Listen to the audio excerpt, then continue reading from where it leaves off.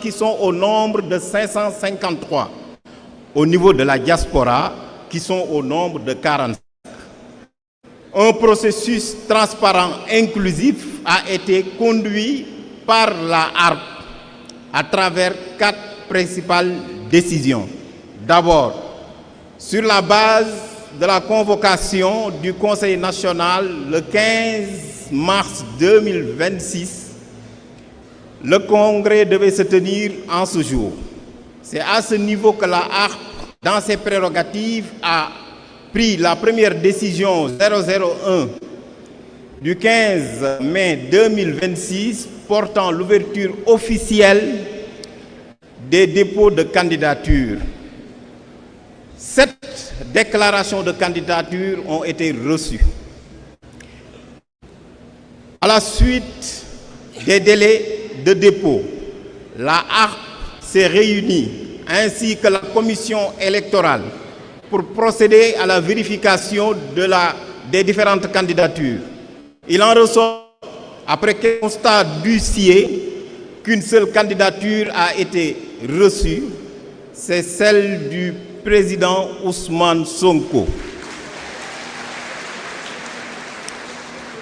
La recevabilité de cette candidature ne constitue pas un privilège. C'est une candidature qui a été déposée comme d'autres, la HARP étant saisie, les critères étant très souples. D'autres candidats ayant déposé n'ont pas pu respecter les critères. Un recours ayant été déposé, la personne n'était pas en mesure d'amener au niveau de la HARP les justificatifs nécessaires sous la supervision de la direction du parti et d'un huissier. Il a été déclaré forclos et son recours a été déclaré irrecevable. C'est à partir de ce moment que la décision 003-2026 a déclenché le processus pour l'élection du président du parti.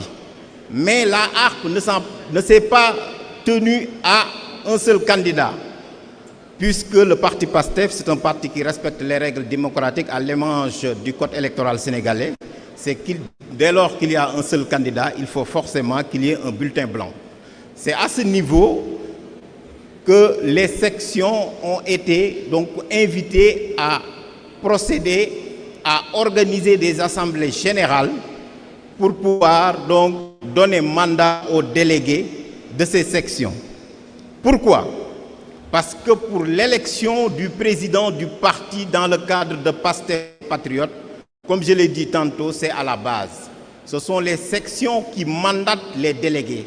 Ce sont ces délégués de section qui viennent ici, qui se constituent en congrès. Mais en venant ici, ils ont déjà quasiment fait le vote, puisque tout simplement, ils ont tenu une assemblée générale dans laquelle ils désignent le candidat qui se trouve être Ousmane Sonko, ou bien ils procèdent à un mandat demandant aux mandataires, c'est-à-dire à leurs délégués, de procéder à un vote blanc.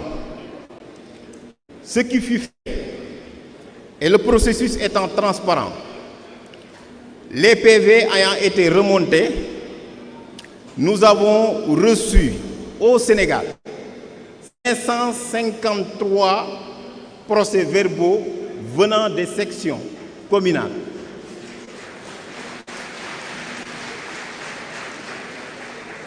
Tous ces procès-verbaux donnent mandat à leurs délégués de voter pour le candidat Ousmane Sonko.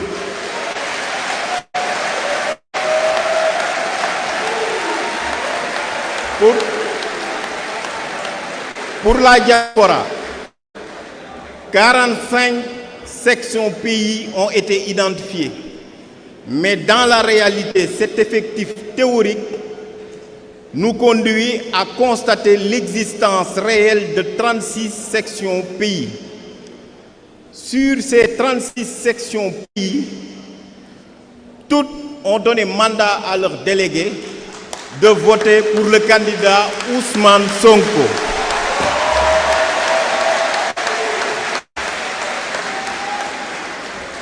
Par conséquent, 589 voix